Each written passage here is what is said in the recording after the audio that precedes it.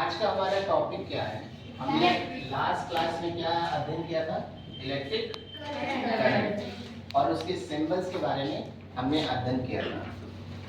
Electric current जब किसी wire में पास होता है तो क्या होता है?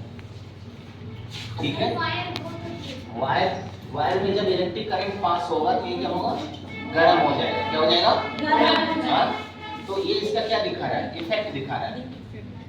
अगर तुम ज्यादा खेलोगे तो क्या होगा? फिर हीट अप हो जाओगे, ज्यादा दौड़ोगे, ज्यादा फास्ट रन करोगे तो क्या होगा? हीट अप हो जाओगे। होते हो ना भाई, थक भी जाते हो तो तुम्हारा क्या है? तुम्हारा खेलने का इफेक्ट है तुम्हारा।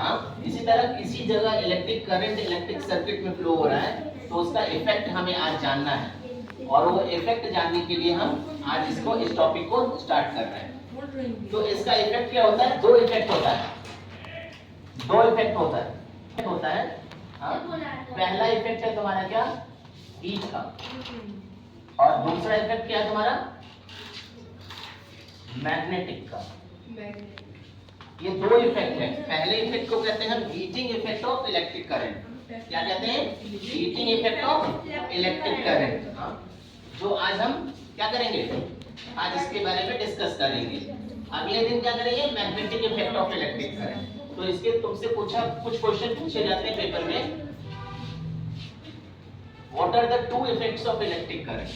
What are the two effects of electric current? पहले इफेक्ट को क्या कहते हैं? Heating effect of electric current. दूसरे इफेक्ट को क्या कहते हैं? मैग्नेटिक। तो चलते हैं आगे। जब ये इस वायर में हम इलेक्ट्रिक करंट क्या करते हैं? फ्लो करते हैं, क्योंकि ये वायर में क्या होगा तुम्हारा? कहीं से बैटरी लगी होगी, ठीक है? और बैटरी लगी होगी तो यहाँ से क्या होगी? तुम्हारी करंट फ्लो होगी तुम्हारी। तो कुछ देर के बाद हम देखते हैं कि ये वायर क्या हो जाता है तुम्हारा? गर्म हो जाता है। वायर क्या हो जाता है तुम्हारा? गर्म हो जाता है। तो इसका मतलब क्या हो गया तुम्हारा? क्यों गर्म हो जाता है बेटा?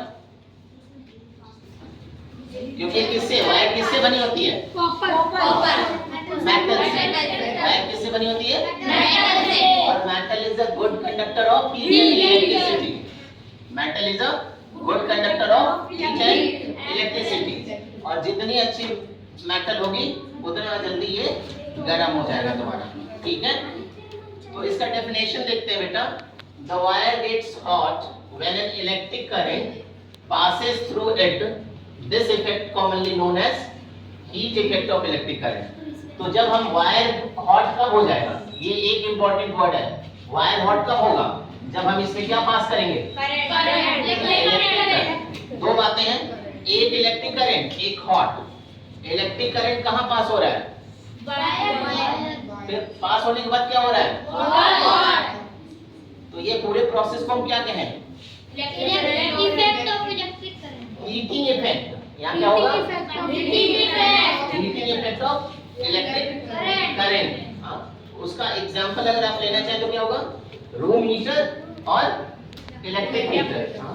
अब देखते हैं रूम हीटर के बारे में। तो रूम हीटर कैसा होता है?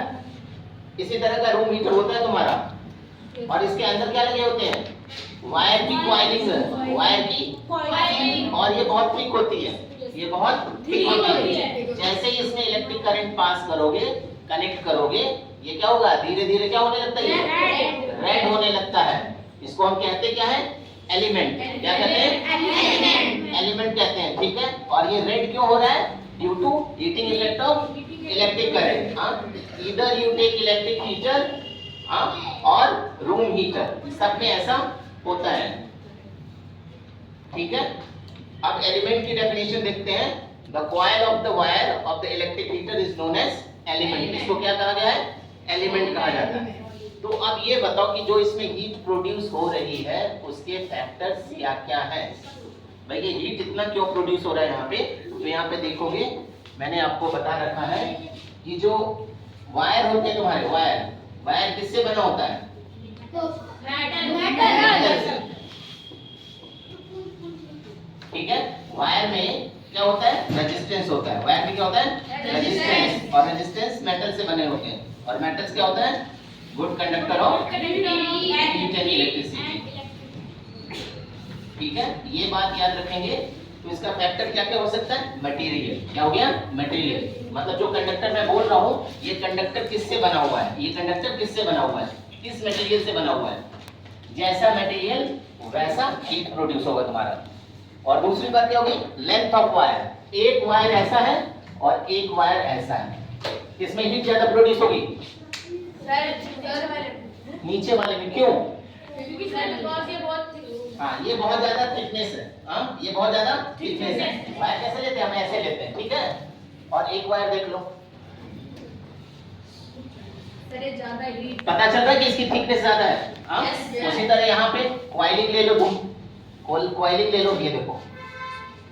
अब इससे ज्यादा यहाँ हो गई तुम्हारी, तो थिकनेस पे डिपेंड करेगी, मटेरियल पे डिपेंड करेगी। एक कॉपर का बना हुआ है, एक एल्युमिनियम का बना लो, एक निक्रोम का बना लो, हर में क्या होगी तुम्हारी?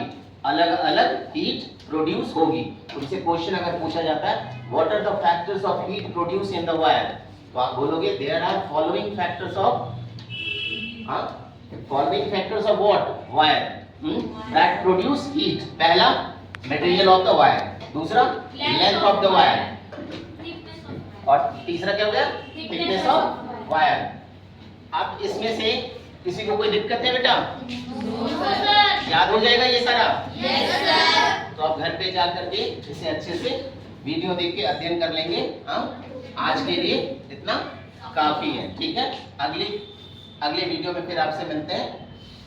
चलो, थैंक यू।